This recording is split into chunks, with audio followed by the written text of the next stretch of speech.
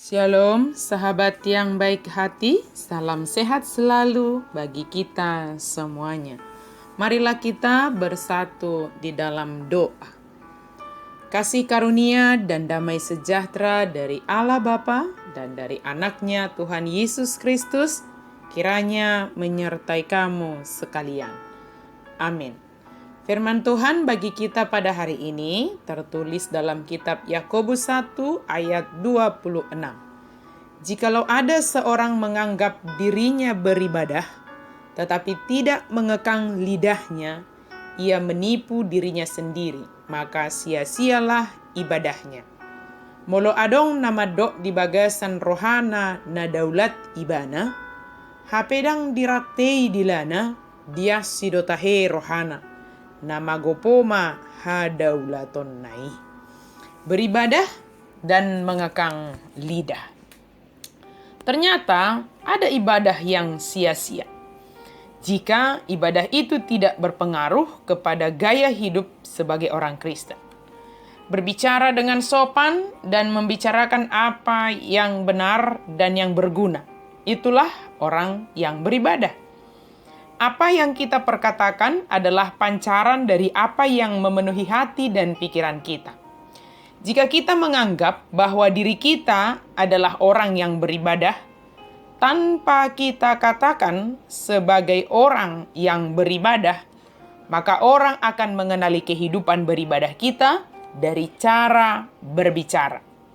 Mengekang lidah artinya tidak sembarangan dalam berbicara. Berhati-hati dalam apa yang diperkatakan dan yang hendak diperkatakan. Memikirkan apa yang akan diperkatakan, bukan memikirkan apa yang telah diperkatakan. Untuk menggunakan perkataan dengan baik, kita bukan hanya harus mengatakan kata-kata yang tepat pada waktu yang tepat, melainkan juga tidak mengatakan apa yang seharusnya tidak kita katakan.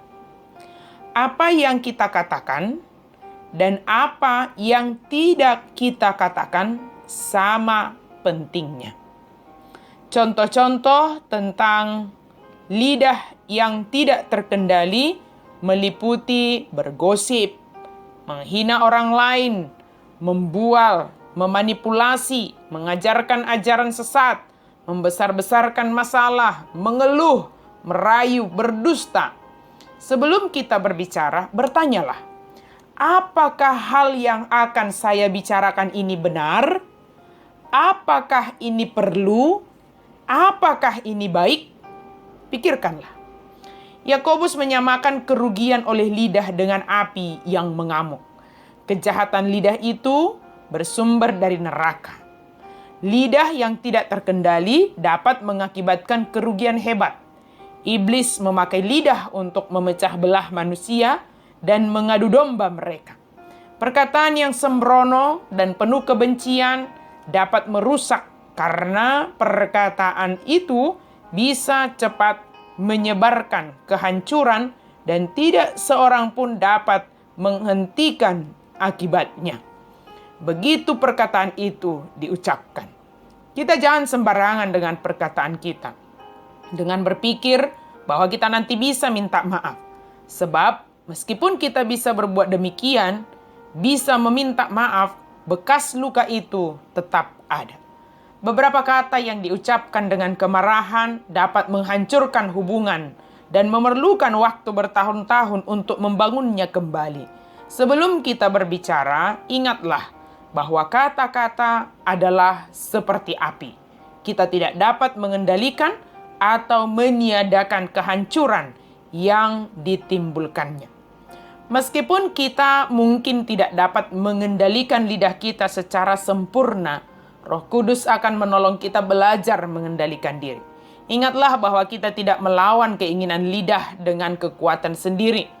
Roh Kudus akan memberi kita kekuatan yang meningkat untuk memantau dan mengendalikan apa yang kita katakan. Apa yang akan kita katakan. Supaya ketika hati kita disakiti, Roh Kudus akan mengingatkan kita tentang kasih Allah. Dan kita tidak akan bereaksi dengan sikap penuh kebencian. Ketika kita dikritik, Roh Kudus akan menyembuhkan perasaan luka itu dan menolong kita untuk tidak menyerang balik. Sahabat yang baik hati, janganlah menipu diri sendiri, tetapi jujurlah dengan diri sendiri. Mintalah pertolongan dari Roh Kudus, supaya Dia yang mengendalikan apa yang ada dalam hati dan pikiran kita, dan apa yang kita perkatakan berada di bawah kuasa Kristus. Sehingga hidup kita berdampak kepada orang-orang di sekitar kita. Biarlah berdampak kehidupan beribadah kita dengan cara berkata-kata atau berbicara kita. Amin. Mari kita berdoa.